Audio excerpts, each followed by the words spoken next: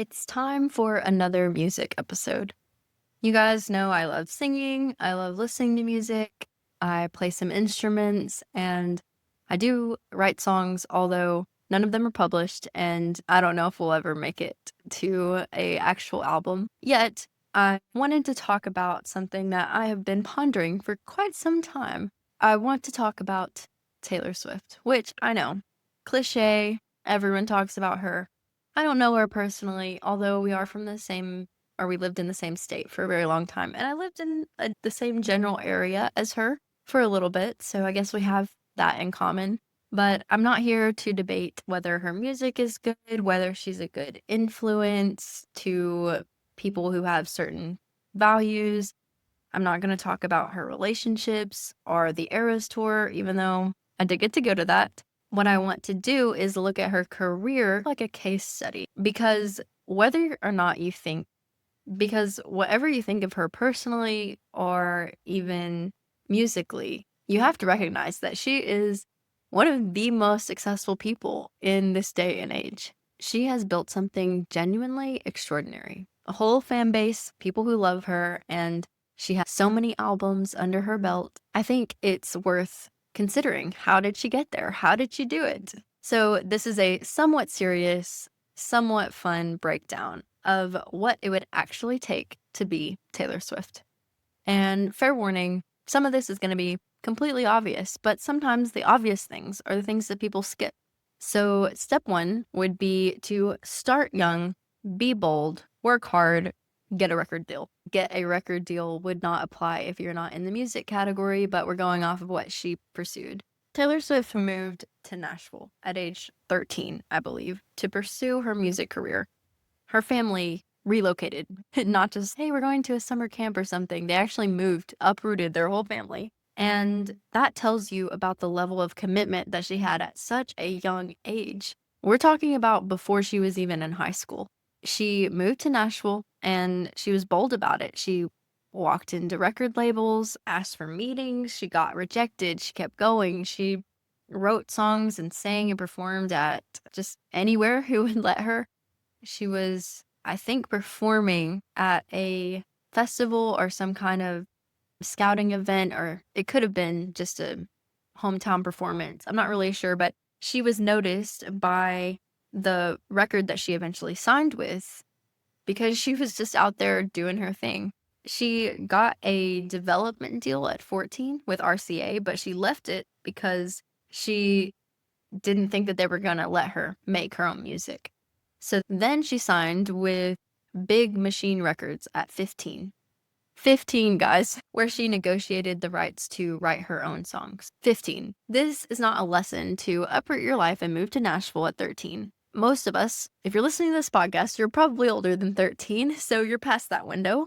The lesson is that people who make it in life at this level, they don't wait to be discovered. They don't spend 20 years in prep mode. They just start doing it. They just give their whole life to it. And eventually the success and the growth comes. So you would put yourself in the room, you would take the meetings, you would make asks, you would say no to things that make you settle, and you would keep pushing for what you want. Boldness is not something that Taylor Swift was probably born with. She had to choose to do that. It takes courage, but she chose, I'm going to pursue music, and at all costs, I want to be able to write my own music and perform it and do what I love. Hard work is probably too obvious to mention, but obviously she worked really hard. She was writing songs at like 10, I think in third or fourth grade, or maybe even younger. She won a poetry competition. She's been writing since probably she could hold a pen. She was performing anytime she could get on a stage. When most people were in middle school, she was learning business techniques for her music career. By the time she got her first record deal, she was already prepared to take the job. She had put in the amount of work that most artists might not even put in until they're in their mid-20s. And that hard work paid off for her. The second thing that I've noticed from examining her life is that she practices a lot. If you've seen any videos from her Eras tour, she is all the time making sure that she gets every scene, every video, every note, every dress, outfit, everything. She wants to be up to her high standard. So she's not going to settle. She practices all the time. And she also plays multiple instruments. She plays ukulele, banjo, guitar, and piano. And she might play other instruments. I'm not really sure if she's added anything else to her repertoire. She doesn't just add that to her resume. She had to put in a lot of practice to be able to play those instruments. I can play the saxophone, alto, tenor, soprano, and then some piano. And I can tell you from experience, you don't just pick up an instrument and then can easily play it. It takes a lot of time and practice to be able to be really good at the instrument. And plus, your vocal cords are an instrument within themselves.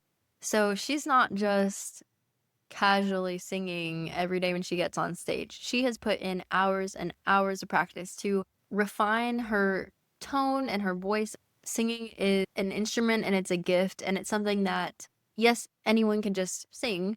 But if you're going to sing consistently and at the level that she does, and using her vocal cords the amount of time she does, she was singing for hours and hours on her tour back to back. And that can damage your vocal cords if you don't put in the time and practice. So she definitely has skill within all of those instruments. She likely didn't add those instruments to her resume just because. I'm sure that part of the reason was to give herself a new creative outlet. It would give her more ways to write songs, and that is really one of the points of learning multiple instruments. It's not about the instruments themselves, but about the new expressions that you have musically to be able to tell a story. When you only write music on one instrument, all of it can sound the same after a while. A chord progression might feel natural on a guitar, but when you try something else on a ukulele, for instance, it might open a whole new world. Different instruments will probably pull different songs out of an artist. There's also something that can just be said about what message might be sent to collaborators and to record deals for the fact that she can walk in a room and pick up most instruments in there and play it. That's different than needing someone to back you up all the time. Like if you can be the whole one-man show, that she doesn't have backup drummers and other things, but she could just pick up a guitar and be the whole performance. With the vast amount of instruments she can play and all of the practice that she's put in to make that happen, Taylor Swift has been described by most people who work with her that she is relentlessly prepared for everything. She knows all of her songs, she knows her catalog, she performs at a whole different level, and she relies on her own preparation when she walks onto a stage. She knows that she's going to do well because she is prepared to do well. That's not just natural talent, that's lots of hard work. The next thing that is something that I think affects most of her writing career is that she writes her own vulnerable music. This is something that probably a lot of people in the music industry get wrong. Taylor Swift writes her own songs. When she's singing something, it is something she has personally felt or thought about or experienced. And she's been doing that since the very beginning.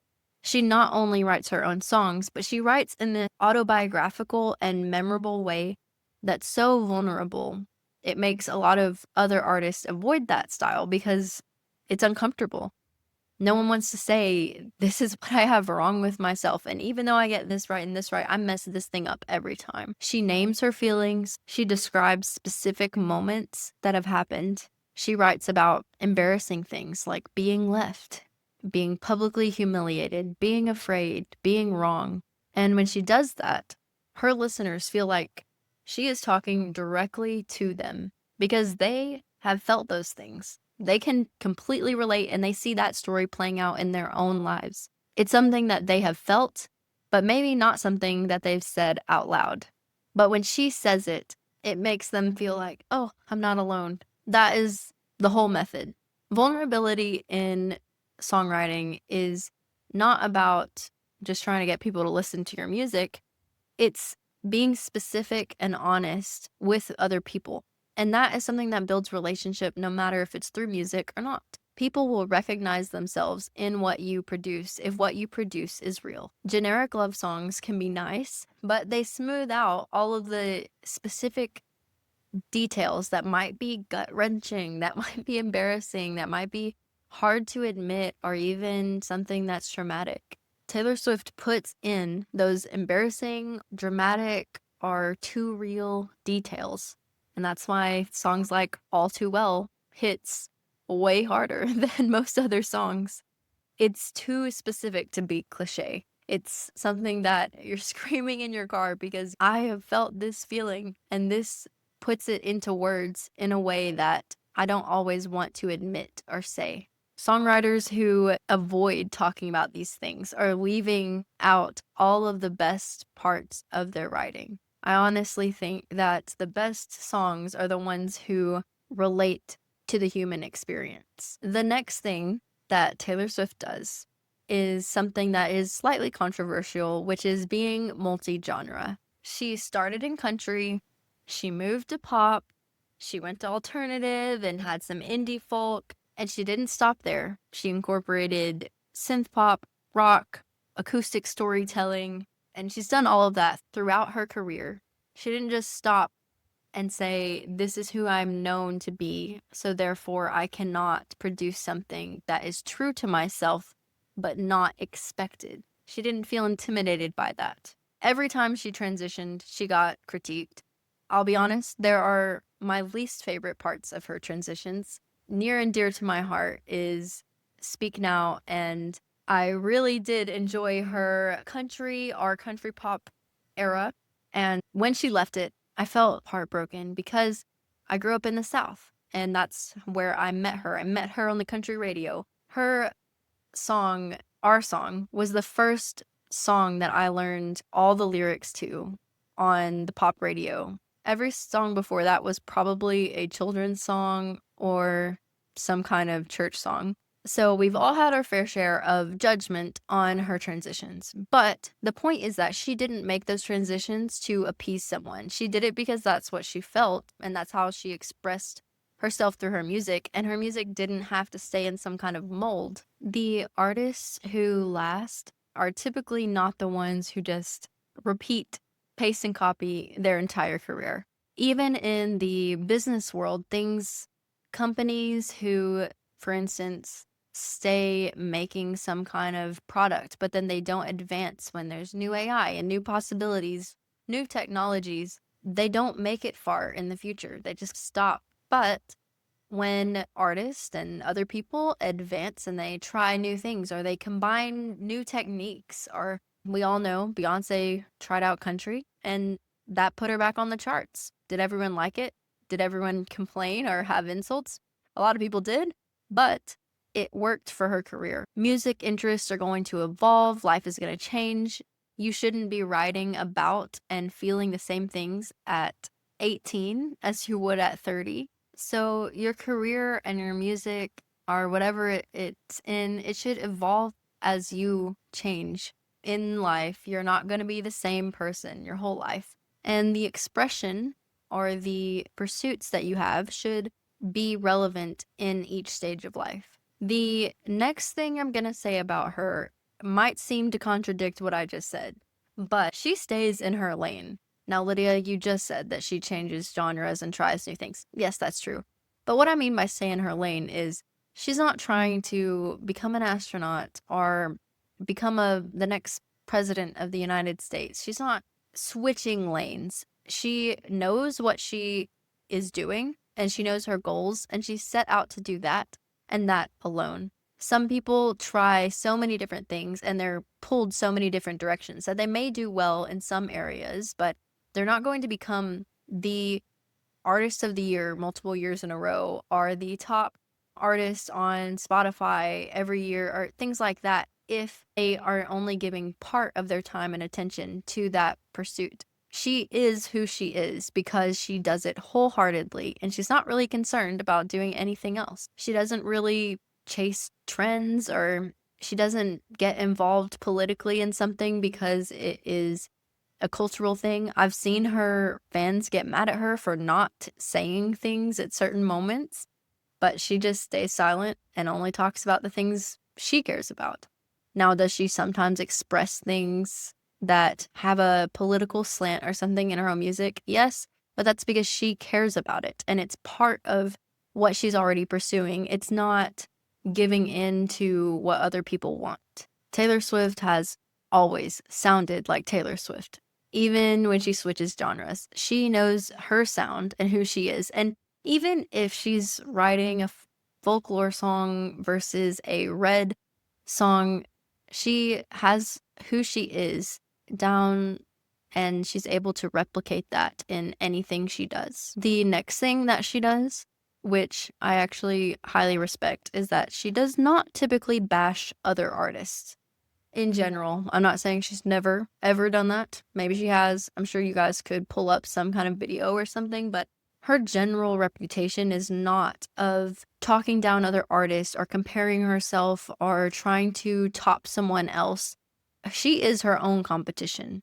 She wants to do better than she has done before. When you bash other people, it does not help you. It makes you look insecure. It puts your name in proximity to upcoming drama.